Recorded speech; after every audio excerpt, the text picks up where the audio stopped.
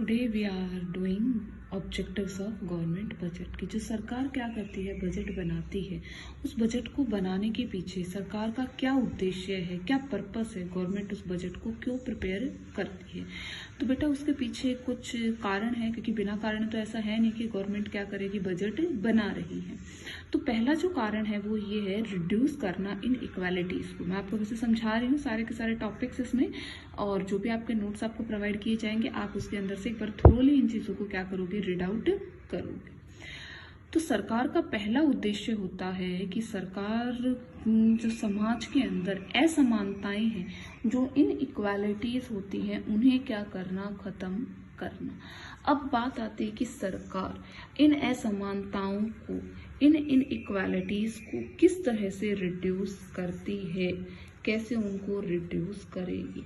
अब रिड्यूस कैसे करेगी, क्या होगा, तो उसमें मैं आपको कुछ बता देना चाहती हूँ कि बेटा सरकार के कुछ फिस्कल इंस्ट्रूमेंट होते हैं। सरकार क्या करती है, हम सबके ऊपर गवर्नमेंट क्या करती है बेटा, टैक्स लगाती है। आप सबको पता है टैक्स, कर। दो तरह के होते हैं टैक्सेस, डायरेक्ट भी होता है जो कि किसी की इनकम के ऊपर, ठीक है, प्रत्यक्ष कर जिसे कहते हैं, उसकी आय के ऊपर लगाया जाता है, ठीक है, प्रत्यक्ष कर। दूसरा होता है अप्रत्यक्ष, इनडायरेक्ट टैक्स, जो कि जिसे हम जीएसटी कहते हैं, जो गुड्स एंड सर्विसेज टैक्स होता है, ठीक है। एक होता है बेटा गवर्नमेंट हमें क्या देती है, सब्सिडीज देती है। सुना है आप सब लोगों ने, अच्छे से जानते हो। हमें गैस जो मिलती है वो सब्सिडीज पर प्रोवाइड होती है।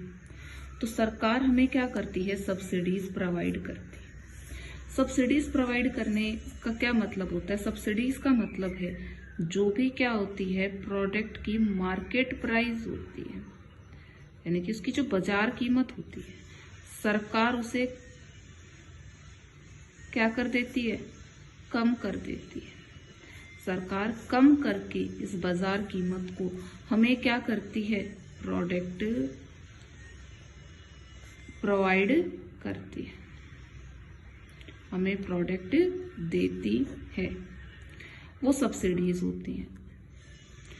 अब इन दोनों से ही, टैक्स से और सब्सिडीज से क्या किया जाता है कि जो समाज के अंदर जो असमानताएं हैं उन्हें कम किया जाता है।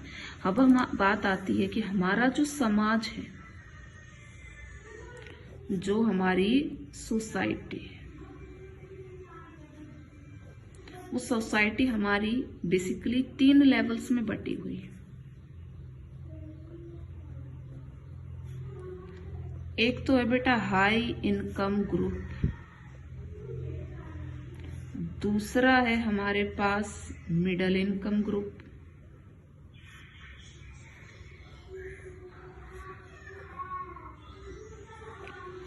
और तीसरा है हमारे पास लो इनकम ग्रुप, ठीक है।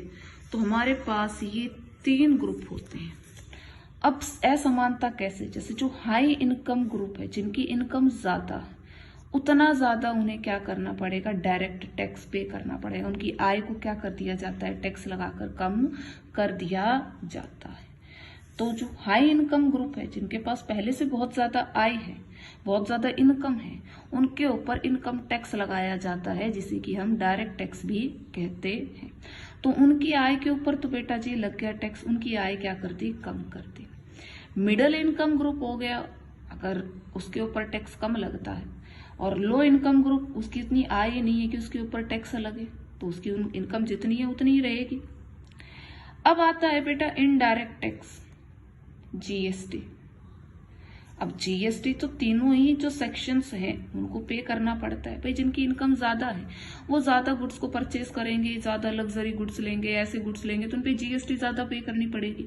अब आपको सबको पता है कि जो जीएसटी है उसकी रेट अलग अलग है, 6% भी है, 18% भी है, 12 भी है, 28 भी है, 30 भी। तो जो रिच पर्सन्स होते हैं वो लग्जरी जो गुड्स होते हैं, ऐशो आराम की जो उनकी वस्तुएं होती हैं, उनके ऊपर अपनी आय का ज्यादातर हिस्सा उनके द्वारा खर्च किया जाता है। तो उस पर उतना ही ज्यादा वो क्या करेंगे, जीएसटी को पे करेंगे। ठीक है, तो उनके लिए तो वो चीजें और ज्यादा क्या हो जाती हैं, एक्सपेंसिव हो जाती हैं। और लो इनकम ग्रुप के लिए बेटा क्या मतलब है, उसको कार खरीदनी है, उसे एसी चाहिए, उसको कोई जरूरत ही नहीं है, तो वो उस पे जिसपे जीएसटी ज्यादा है, कर ज्यादा है, तो वो उन्हीं चीजों को क्या है, परचेज ही नहीं करना है। अब जो गरीब है, लो इनकम ग्रुप पर्सन है और मिडिल इनकम ग्रुप है, वो कंफर्ट गुड्स को परचेज करेगा। तो कंफर्ट गुड्स के ऊपर मॉडरेट होता है टैक्स रेट। और जो लो इनकम ग्रुप है, जो कि अपनी लाइफ की नेसेसिटीज को फुलफिल करने के लिए ही क्या करते हैं, इनकम उनके पास होती है, तो उसके ऊपर तो वो टैक्स, वो तो फ्री है, उसके ऊपर तो कोई टैक्स ही नहीं है, या नॉमिनल टैक्स लगाया जाता है। अब बात आती है सब्सिडीज। अब आपको पता है सब्सिडीज जो प्रोवाइड की जाती है फार्मर्स को, जो सीड्स दिए जाते हैं वो सब्सिडाइज्ड रेट पर मिलते हैं, उसे जो मेन्योर दिया जाता है, खाद दिया जाता है, वो सब्सिडाइज्ड रेट के ऊपर उन्हें दिया जाता है। तो सरकार क्या करती है, उन्हें बहुत सारी चीजें कम कीमतों में भी प्रोवाइड करती है। और रिच इनकम जो ग्रुप होता है उसे क्या करना पड़ता है, हाई प्राइसेस यानी कि मार्केट प्राइसेस के ऊपर ही उन चीजों को परचेज करना पड़ता है। तो इस तरह से बजट के अंदर ही, ये बजट के ही हिस्से हैं, बजट के ही पार्ट है। अब देखो बजट से किस तरह सरकार हमेशा इस तरह से बजट बनाती है ताकि इन असमानताओं को बेटा खत्म तो एक साथ नहीं किया जा सकता है, बट गवर्नमेंट क्या करती है, प्रैक्टिस करती है कि वो क्या कर सके, इस डिफरेंस को रिड्यूस कर सके, इस डिफरेंस को कम किया जा सके। How much it is possible, जितना उसके लिए पॉसिबल हो सके उतना वो उसको क्या है, रिड्यूस कर सके, उसको उतना कम कर सके। नाउ अब ये हो गया आपका एक point. Now it is the second aspect. Second जो एस्पेक्ट आता है वो आपका आ जाता है और क्या क्या ऑब्जेक्टिव्स हैं। इसके अलावा है बेटा रीएलोकेशन। एलोकेशन,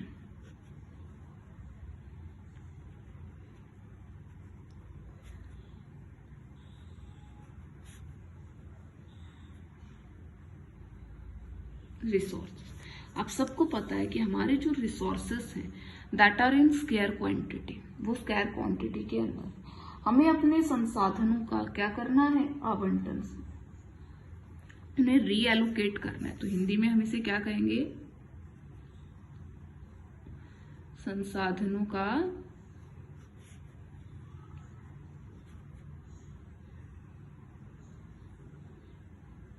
आवंटन। तो जो भी संसाधन होते हैं, जो भी हमारे प्राइवेट उद्यमी हो गए हैं, जो भी प्राइवेट एंटरप्रेन्योर्स हो गए हैं, वो क्या करते हैं बेटा, चीजों को प्रोड्यूस करते हैं, उन्हें मतलब जो चीज उनके लिए प्रॉफिटेबल होगी उन्हीं चीजों का क्या है, उनके द्वारा जो भी हमारा क्या है, प्राइवेट सेक्टर है, क्या जो हमारा प्राइवेट सेक्टर है, तो प्राइवेट सेक्टर तो उन्हीं गुड्स एंड सर्विसेज को प्रोड्यूस करेगा which are demand by the public, जैसे कि लिक्वर, शराब, बहुत ज्यादा डिमांड होती है इसकी। लॉकडाउन में तो आप देख ही रहे हो, न्यूज पढ़ते हो, यू आर वेल अवेयर, मुझे बताने की जरूरत नहीं है अभी आपको इन चीजों के बारे में। ठीक है, इसके अलावा जैसे सिगरेट हो गई है, तो इस तरह की बहुत सारी ऐसी चीजें होती हैं जो बहुत ज्यादा प्रॉफिट प्रोवाइड करती है। प्रॉफिट क्यों प्रोवाइड करती है, because it's demand is high, क्योंकि इन चीजों की क्या है, डिमांड बहुत ज्यादा है। तो जिन चीजों की डिमांड ज्यादा होगी, ठीक है, तो प्रोडक्शन भी ज्यादा होगा, उतना ज्यादा इन बिजनेस ऑर्गेनाइजेशंस को क्या होगा, प्रॉफिट भी होगा। तो गवर्नमेंट संसाधनों का किस तरह से आवंटन करती है, आपको इस बारे में पता भी है। सरकार क्या करती है, इनके ऊपर भारी कर लगाती है, और कुछ ऐसी चीजें हैं जिनके ऊपर क्या करती है, सब्सिडीज भी प्रोवाइड करती। और गवर्नमेंट इनके प्रोडक्शन को बढ़ाने के लिए इनको क्या है बेटा, कभी उत्साहित नहीं कर सकती कि हाँ लिक्वर का जो प्रोडक्शन है उसको बढ़ाओ बढ़ाओ बढ़ाओ, डिमांड ज्यादा है, you will get the maximum profit. तो गवर्नमेंट की जो आय है, देखो मैंने बजट में आपको बताया था कि जब भी बजट होता है, बजट के दो हिस्से होते हैं, एक तो सरकार की क्या होती है, आय होती है, और एक सरकार का क्या होता है बेटा, खर्चा होता है, उसका एक्सपेंडिचर होता है। तो आय गवर्नमेंट को टैक्स से मिलती है, और गवर्नमेंट क्या करेगी, लिक्वर जो है उसके ऊपर हाई टैक्स क्या करती है, इम्पोज करती है, सो दैट उसके जो प्राइसेस हैं वो क्या हो जाए, इंक्रीज हो जाए। बेटा प्राइस और डिमांड का आपको रिलेशन पता है, नेगेटिव होता है। जब प्राइसेस इंक्रीज होती है तो डिमांड क्या होती है, घटती है। बट आपको ये भी पता है कि जो लोग हैबिचुअल होंगे इसके, उनको इस बात का कोई फर्क नहीं पड़ता है, वो किस में आएंगे, एक्सेप्शन में आएंगे, किसमें, लॉ ऑफ डिमांड के। तो गवर्नमेंट ऑलवेज क्या करती है, इसके ऊपर टैक्स को बढ़ा देती है, सो दैट प्राइस उसके इंक्रीज हो जाए, गवर्नमेंट की इनकम भी ज्यादा हो, और उन रिसोर्सेज को एलोकेट भी कर सके। उन रिसोर्सेज को मतलब एलोकेट करने का क्या मतलब है, संसाधनों के आवंटन से क्या है कि जो भी उनके पास क्या है, हाई टैक्स लगा के सरकार के पास आय आएगी, सरकार के पास इनकम आएगी, सरकार फिर उस आय को, उस इनकम को, उस पैसे को लोगों की वेलफेयर के लिए क्या करती है, खर्च करती है। ठीक है, उन्हें अलग अलग प्रकार के क्या करती है, मुआवजे देती है, उन्हें सब्सिडी प्रोवाइड करती है, जैसे खादी को प्रमोट करने के लिए सरकार उन्हें सब्सिडी देती है, लोन, एग्रीकल्चर लोन वगैरह की, इस तरह की फैसिलिटीज क्या करती है, गवर्नमेंट उन्हें प्रोवाइड करती है। अब आ जाता है हमारे पास में economic stability. What is our third objective is economic stability, आर्थिक स्थिरता।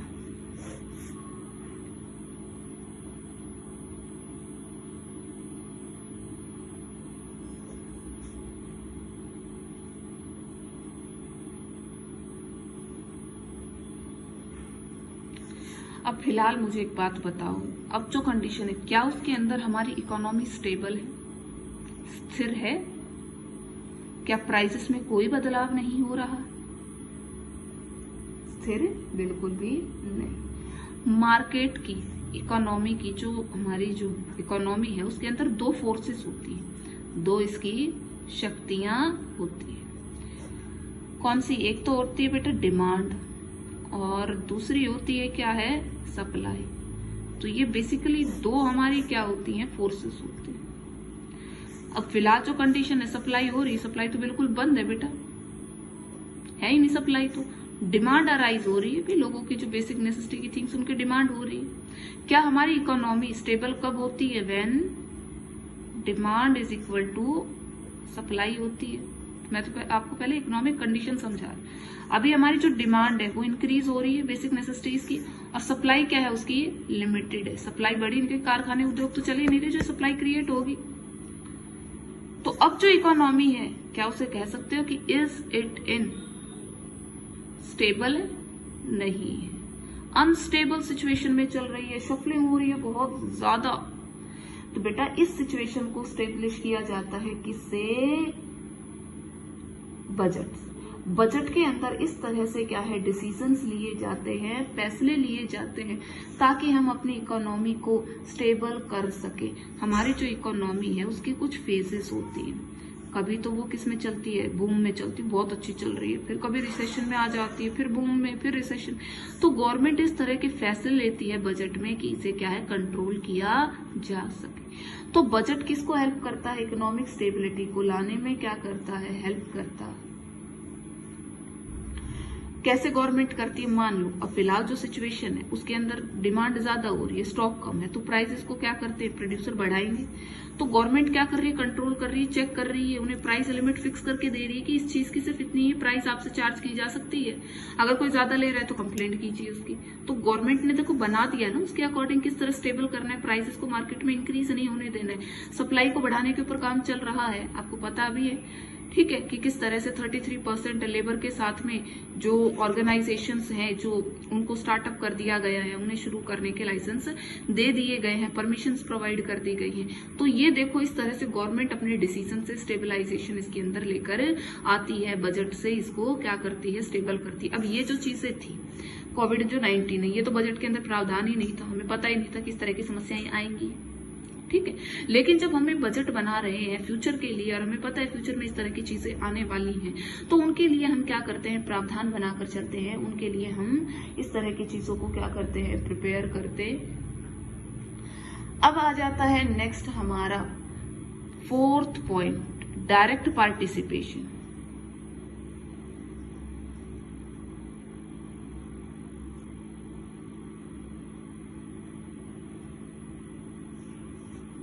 and economic growth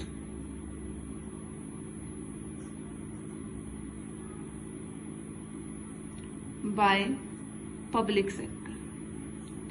public sector सबको पता है, पब्लिक सेक्टर क्या होता है, सरकारी कंपनियां, बहुत सारी ऐसी कंपनियां जिन्हें क्या करती है, गवर्नमेंट चलाती है, ठीक है। तो गवर्नमेंट उन कंपनी से जो भी प्रॉफिट होता है, जो भी इनकम होती है, वो सारी की सारी क्या करती है, आगे उसी में ही लगा देती है। तो गवर्नमेंट क्या करती है, अपने उद्योगों से भी क्या करती है, स्थिरता लाने की कोशिश करती है, उनको और ज्यादा डेवलप करने की कोशिश करती है, अपने निवेश से खुद क्या करती है, उसके अंदर लगाती है। तो उसकी रेट को भी, उसके प्रोडक्शन को बढ़ाने के लिए भी क्या किया जाता है, बजट के अंदर गवर्नमेंट वेरियस क्या करती है बेटा, प्रावधान डालती है, अलग अलग उसके अंदर सब्स्टिट्यूशंस क्या करती है, वहां पर प्रिपेयर करती है।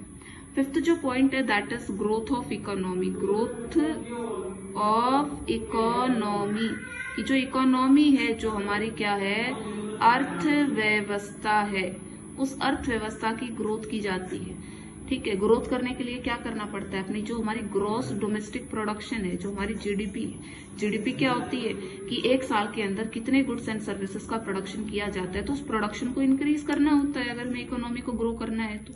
और प्रोडक्शन कैसे इंक्रीज होगा, ज्यादा से ज्यादा यहाँ इंडस्ट्रीज को इस्टेब्लिश करके, ज्यादा से ज्यादा प्रोडक्शन करके, अपने रिसोर्सेज का ऑप्टिमम यूटिलाइजेशन करने कर हम क्या कर सकते हैं, जीडीपी को इंक्रीज कर सकते हैं। तो गवर्नमेंट ऑलवेज किस चीज के ऊपर फोकस करती है, बजट में ऑलवेज एक चीज हाईलाइट की जाती है कि इस साल की हमारी जो जीडीपी की ग्रोथ है वो कितनी रहने वाली है, 8% होगी, 12% होगी, कितने परसेंट होगी, कि हम कितना ग्रो करेंगे, कितने इंडस्ट्रीज को यहाँ पर स्टैब्लिश करेंगे, कितना प्रोडक्शन हमें यहाँ पर करना है।